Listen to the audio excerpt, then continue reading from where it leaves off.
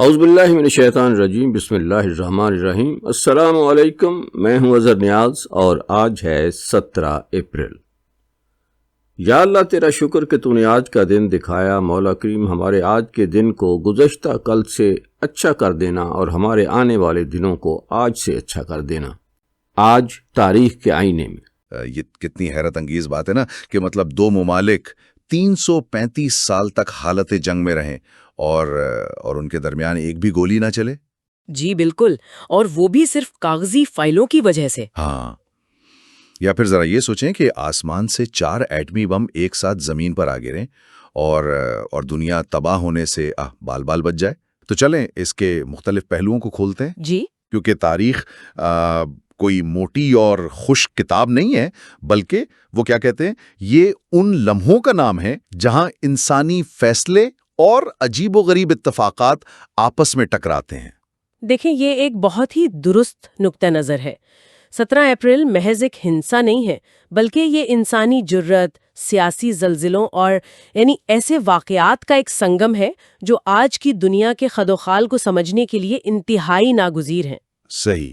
جب ہم ان واقعات کی تہوں میں جاتے ہیں نا تو پتہ چلتا ہے کہ یہ دن نامعلوم کی طرف قدم بڑھانے، طاقت کے حصول اور بیوروکریسی کی انوکھی الجھنوں کی کہانیاں سناتا ہے۔ تو آئیے اپنے اس سفر کا آغاز انسانی تاریخ کے اس پہلو سے کرتے ہیں جو شاید ہماری فطرت میں سب سے گہرا اترا ہوا ہے، یعنی نامعلوم کی تلاش۔ جستجو۔ جی، ہم 17 اپریل 1492 کی بات کرتے ہیں۔ یہ وہ دن تھا جب ہسپانیہ یعنی اسپین کے حکمرانوں اور کرسٹوفر کولمبس کے درمیان ایک تاریخی معاہدہ طے پایا، جسے کیپیٹولیشنز آف سانٹا فے کہا جاتا ہے۔ جی بالکل، یہ تاریخ کا ایک بہت بڑا موڑ تھا۔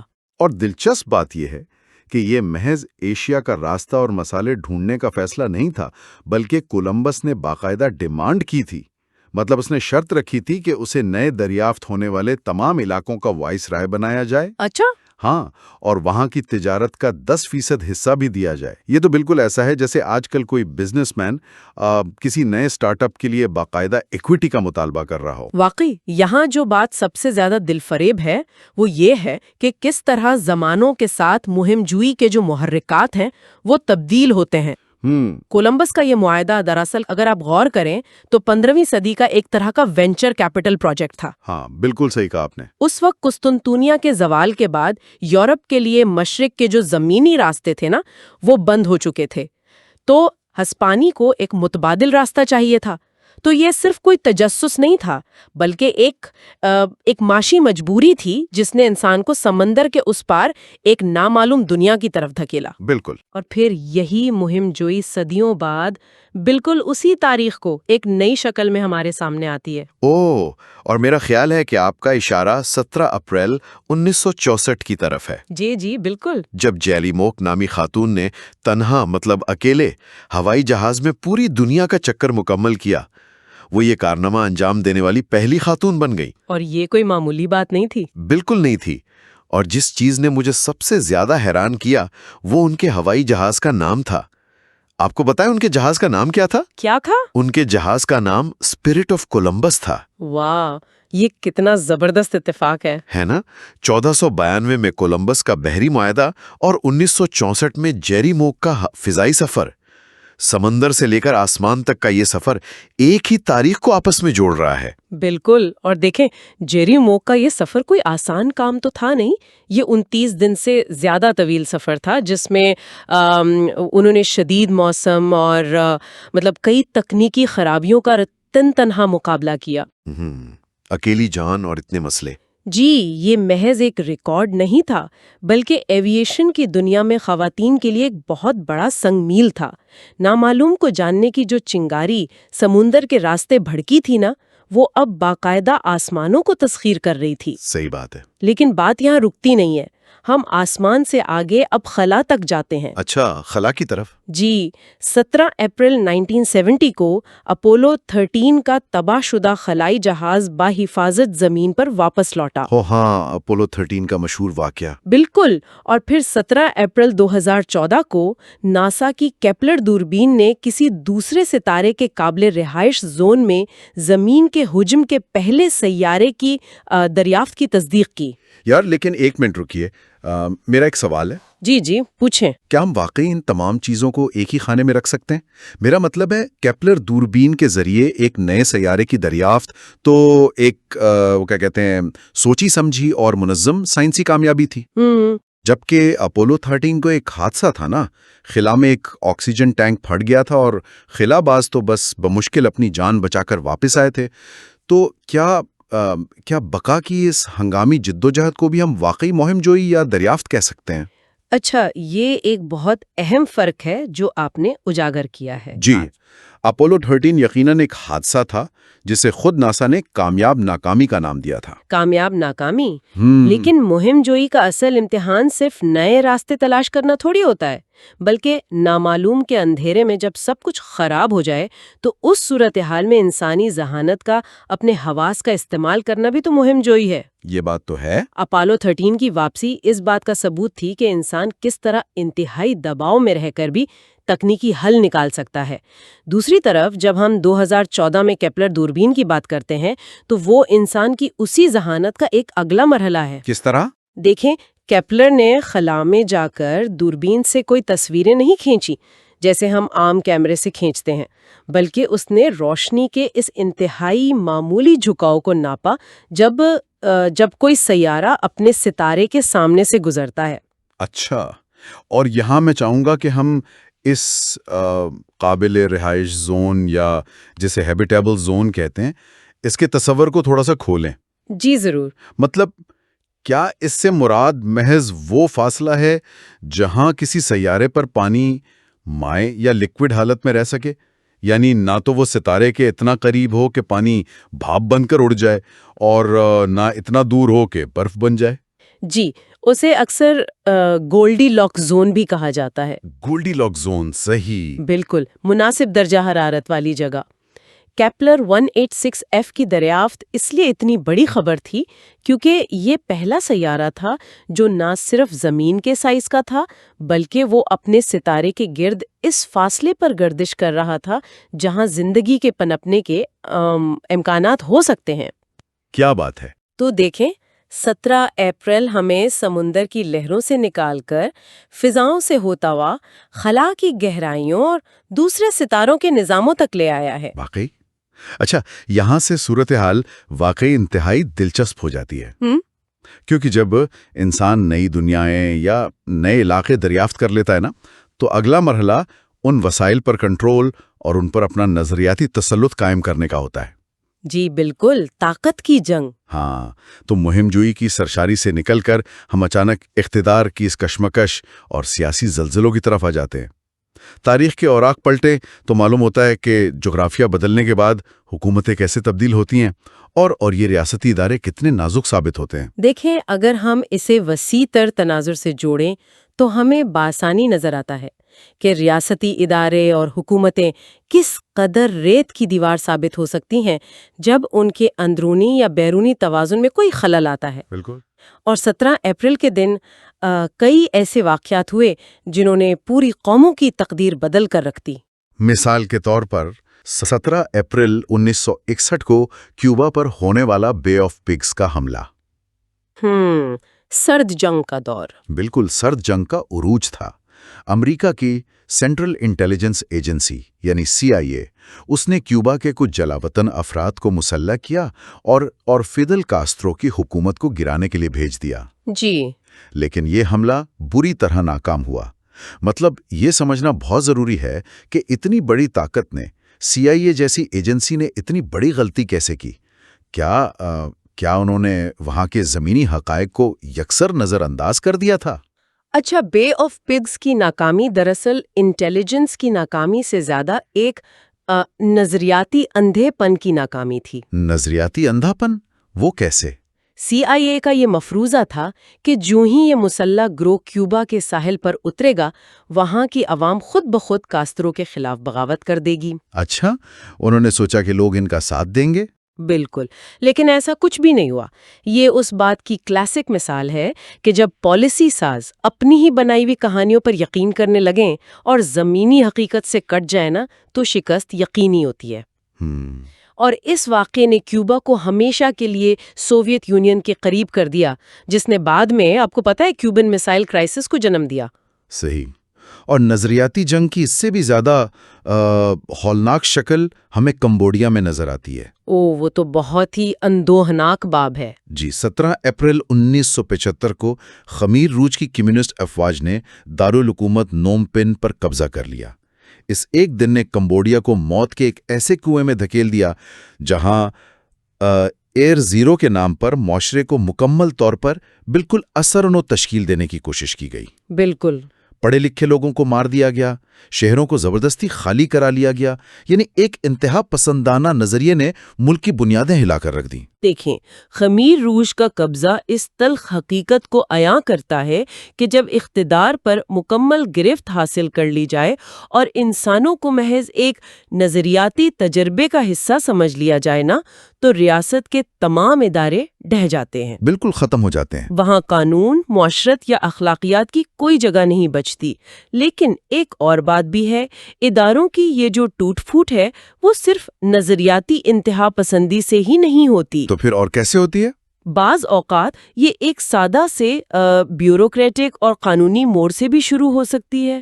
بالکل، اور اس کی سب سے نمایاں مثال تو ہمارے اپنے خطے یعنی پاکستان کی تاریخ سے ملتی ہے۔ جی، 1953 کا بحران۔ ہاں، 17 اپریل 1953 کو پاکستان میں گورنر جنرل ملک غلام محمد نے وزیر اعظم خواجہ ناظم الدین کی حکومت کو برطرف کر دیا اور محمد علی بوگرا کو نیا وزیر اعظم بنا دیا۔ جی، یہ بظاہر کوئی فوجی بغاوت تو نہیں تھی، لیکن اس نے ملک کے جمہوری استحکام کی کمر توڑ کر رکھ دی۔ مجھے ہمیشہ یہ سوال بڑا پریشان کرتا ہے کہ ایک گورنر جنرل جو کہ غیر منتخب عہدہ ہے، وہ ایک ایسی آئین ساز اسمبلی اور وزیر اعظم کو کیسے برطرف کر سکتا ہے جسے پارلیمنٹ میں اکثریت کی حمایت حاصل ہو؟ مطلب اس کا میکینزم کیا تھا؟ اچھا، یہ تاریخ کا ایک انتہائی اہم اور کافی پیچیدہ نکتہ ہے۔ دیکھیں، 1953 میں پاکستان کے پاس اپنا مکمل آئین موجود نہیں تھا۔ صحیح۔ ملک کا نظام بڑی حد تک نوآبادیاتی دور کے قانون یعنی گورنمنٹ آف انڈیا ایکٹ 1935 کے تحت چلایا جا رہا تھا۔ اچھا، انگریزوں کا بنایا ہوا قانون۔ جی، اور اس ایکٹ کے سیکشن 10 کے تحت گورنر جنرل کے پاس یہ سوبادیدی اختیار موجود تھا کہ وہ وزراء کی کونسل کو برطرف کر سکتا ہے۔ ملک غلام محمد نے اس وقت کے معاشی بحران، گندم کی قلت اور جو لاہور میں فسادات ہو رہے تھے ان کو جواز بنا کر اس نوآبادیاتی قانون کا استعمال کیا۔ یعنی یہ ایک بیوروکریٹک بغاوت تھی۔ اس واقعے نے یہ طے کر دیا کہ اصل طاقت عوام کے نمائندوں کے پاس نہیں بلکہ اس ریاستی مشینری کے پاس ہے جو قانون کے نوآبادیاتی سکم کا فائدہ اٹھا سکتی ہے۔ یہ کتنی حیران کن بات ہے نا، یعنی ایک کاغذ کے ٹکڑے پر موجود ایک پرانے قانون نے پوری ریاست کا دھارا ہی بدل دیا۔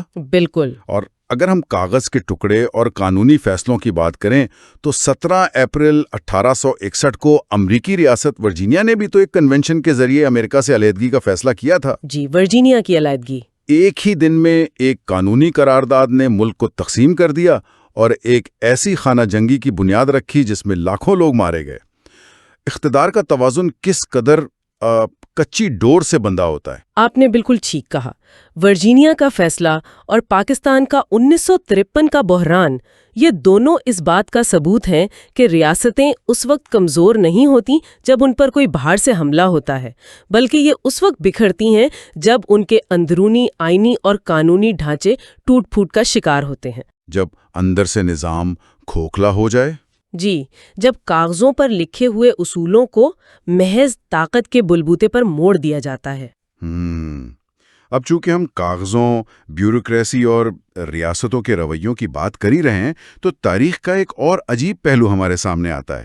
وہ کیا؟ وہ یہ کہ تاریخ صرف سفاکانہ اقتدار کی کشمکش کا نام نہیں ہے۔ انسانی تاریخ میں حماقتوں، خوشگوار حادثات اور مطلب کاغذوں کے گورکھ دھندے کے لیے بھی ہمیشہ جگہ موجود رہی ہے، اور 17 اپریل اس حوالے سے بھی حیرت انگیز واقعات سے بھرا پڑا ہے۔ اور بعض اوقات نا تاریخ کے یہ بظاہر عجیب واقعات ہمیں انسان کی نفسیات، ہماری بھول چوک اور بیوروکریسی کی پیچیدگیوں کے بارے میں بڑے اہم اسباق سکھاتے ہیں۔ جیسے کہ 17 اپریل 1986 کو ہونے والا امن معاہدہ۔ نیدرلینڈز والا۔ جی، نیدرلینڈز اور آئلز آف سلی کے درمیان امن کا اعلان ہوا، اور آپ کو پتہ ہے یہ جنگ کتنے عرصے سے چل رہی تھی؟ 335 ایئرز۔ 3 صدیوں سے زیادہ۔ ہاں، اور اس پوری جنگ میں ایک گولی بھی نہیں چلی۔ شروع میں ایسا لگتا ہے کہ یہ کسی خاندان کا وہ پرانا جھگڑا ہے جہاں لوگ برسوں ایک دوسرے سے بات نہیں کرتے، لیکن یہ بھی بھول جاتے ہیں کہ بھئی لڑائی شروع کیوں ہوئی تھی۔ بالکل۔ لیکن مجھے لگتا ہے یہ خاندانی جھگڑے سے کہیں زیادہ عجیب بات ہے۔ یہ خاندانی جھگڑے سے بہت مختلف اور سنگین بات ہے۔ دیکھیں، ایک خاندان میں جھگڑا عام طور پر جذبات کی بنیاد پر ہوتا ہے، لیکن یہاں معاملہ سراسر بیوروکریسی کا تھا۔ وہ کیسے؟ انگلش سول وار کے دوران 1651 میں ڈچ بحریہ نے صرف آئلز آف سلی کے جزائر کے خلاف اعلان جنگ کیا تھا، پورے انگلینڈ کے خلاف نہیں۔ اچھا۔ کچھ عرصے بعد سول وار ختم ہو گئی، حالات نارمل ہو گئے اور ڈچ بحریہ واپس چلی گئی، لیکن کسی نے کاغذوں پر وہ امن و معاہدہ لکھا ہی نہیں۔ مطلب کاغذوں میں وہ جنگ چل رہی تھی؟ جی، ریاستوں کا وجود جذبات سے نہیں، کاغذوں سے چلتا ہے۔ 335 سال تک قانونی طور پر وہ حالت جنگ میں رہے کیونکہ بیوروکریسی کی فائل میں اسے بند ہی نہیں کیا گیا تھا۔ یہ ظاہر کرتا ہے کہ انسانی نظام کس قدر لکیر کا فقیر ہو سکتا ہے۔ یہ تو کاغذی جنگ کی بات ہو گئی جہاں گولیاں نہیں چلیں، لیکن 17 اپریل 1966 کو تو اصلی ایٹمی بم گرائے گئے تھے نا، اور وہ بھی ایک حادثے میں۔ وہ اسپین والا واقعہ۔ جی، میرا اشارہ اسپین کے علاقے پالومارس میں ہونے والے واقعے کی طرف ہے۔ 4 ہائیڈروجن بموں سے لیس ایک امریکی B-52 بمبارڈ طیارہ فضا میں ہی اپنے ریفیولنگ جہاز سے ٹکرا گیا۔ وہ چاروں ایٹمی بم زمین پر آ گرے، جی، اور دنیا تباہ ہونے سے بال بال بچی۔ ہم اکثر سنتے ہیں کہ بم نہیں پھٹے، لیکن اب سوال یہ ہے کہ جب بم اتنی اونچائی سے گرے تو وہ ایٹمی دھماکے میں تبدیل کیوں نہیں ہوئے؟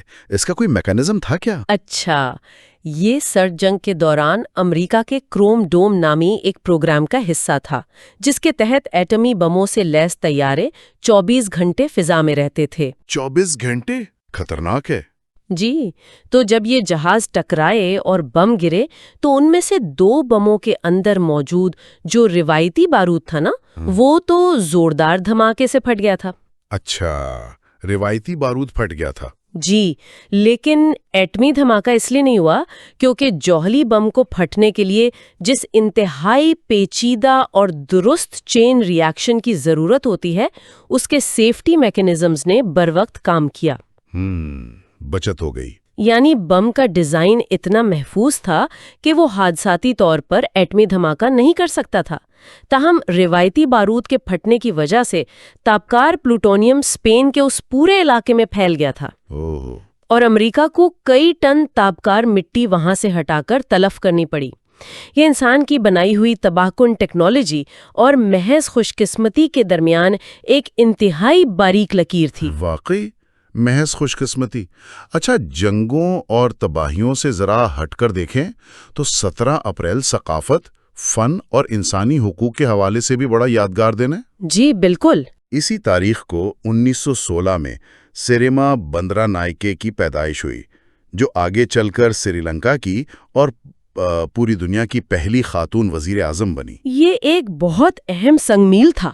بالکل، یعنی دنیا کی سیاست میں خواتین کے لیے جو سب سے بڑی شیشے کی چھت یا وہ جو گلاس سیلنگ تھی، وہ اسی دن پیدا ہونے والی ایک شخصیت نے توڑی۔ انہوں نے اپنے شوہر کے قتل کے بعد سیاست میں قدم رکھا، لیکن پھر اپنی ایک الگ اور اتنی مضبوط پہچان بنائی۔ بالکل، اور سیاست کے اس سنجیدہ چہرے کے بالکل برعکس 17 اپریل 1929 کو پہلی بار مزاحیہ کارٹون کردار پوپائے دا سیلر مین بھی تو امریکہ میں متعارف کرایا گیا. او ہاں، پوپائے. یعنی ایک طرف دنیا کی پہلی خاتون وزیر اعظم کی پیدائش اور دوسری طرف ایک ایسا پاپ کلچر کا کردار جس نے پوری نسلوں کو پالک کھانے پر مجبور کر دیا.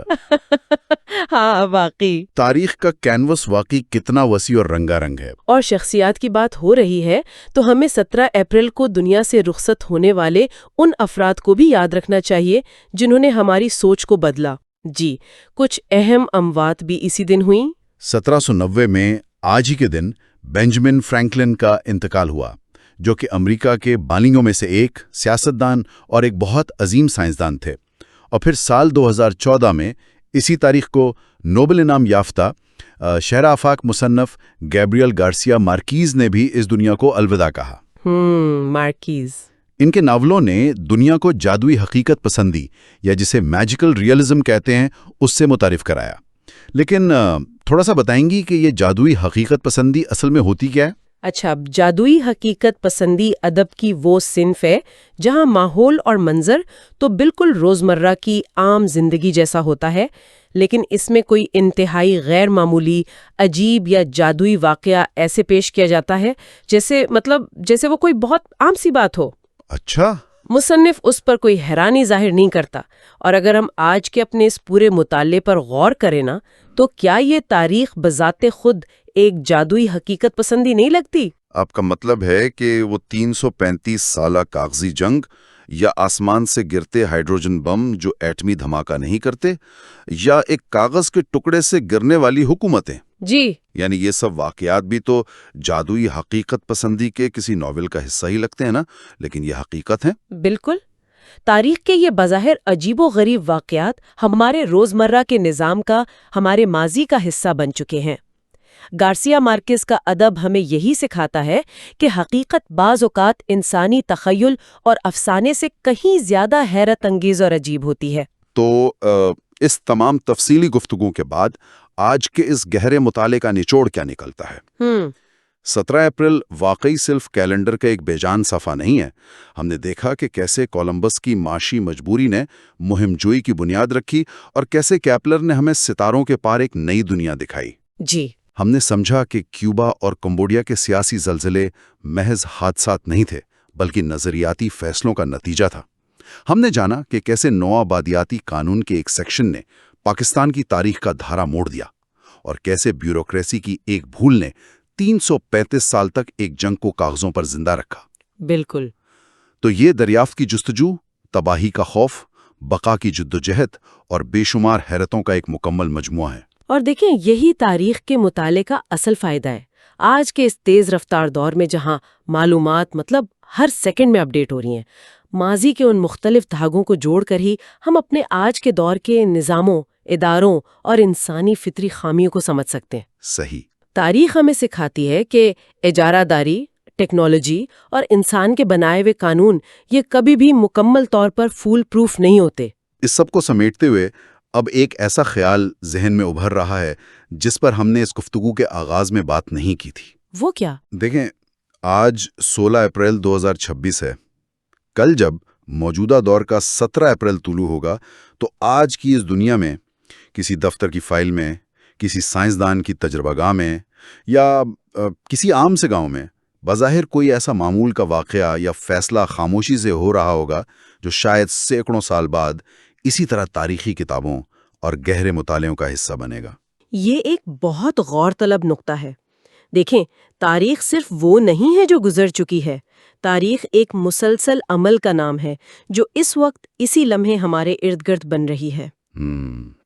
وہ فیصلہ جو شاید کل کے اخبار میں ایک چھوٹی سی سرخی کے طور پر بھی نہ چھپے نا، وہ آنے والی نسلوں کے لیے ایک بہت بڑا سیاسی، سائنسی یا ثقافتی سنگ میل ثابت ہو سکتا ہے. بالکل. اور کیا پتہ کل کے دن کی کوئی نامعلوم سی سائنسی دریافت یا وہ کیا کہتے ہیں کسی بیوروکریٹ کی چھوٹی سی غلطی آنے والے کل کی تاریخ کا پہلا باب لکھ دے. جی بالکل ایسا ہی ہے. تو کل صبح جب 17 اپریل کا سورج طلوع ہوگا تو یہ سوال ضرور ذہن میں ابھرنا چاہیے کہ ہمارے آج کے معمولات کل کی تاریخ کو کیسے شکل دے رہے ہیں.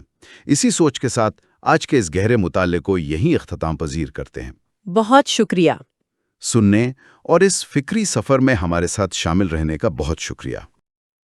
تو ابھی آپ سن رہے تھے کہ آج تاریخ کے آئینے میں دن آتے ہیں چلے جاتے ہیں، مہینے آتے ہیں چلے جاتے ہیں، صدیاں بیتتی رہتی ہیں، ایک سفر جاری ہے، اور ہمیں اس پر غور کرنے کی ضرورت ہے کہ وہ قومیں جنہوں نے ظلم کیا، جنہوں نے ظلم سہا، وہ اسی دنیا کا حصہ تھیں، اور ہم اس ظلم میں کس کے ساتھ تھے؟ ظلم کرنے والوں کے ساتھ یا ظلم سہنے والوں کے ساتھ؟ اظہر نیاز کو اجازت دیجیے، زندگی رہی تو کل ملاقات ہوگی۔ اللہ تعالیٰ آپ کو آسانیاں عطا فرمائے اور آسانیاں تقسیم کرنے کی توفیق عطا فرمائے۔ اللہ حافظ۔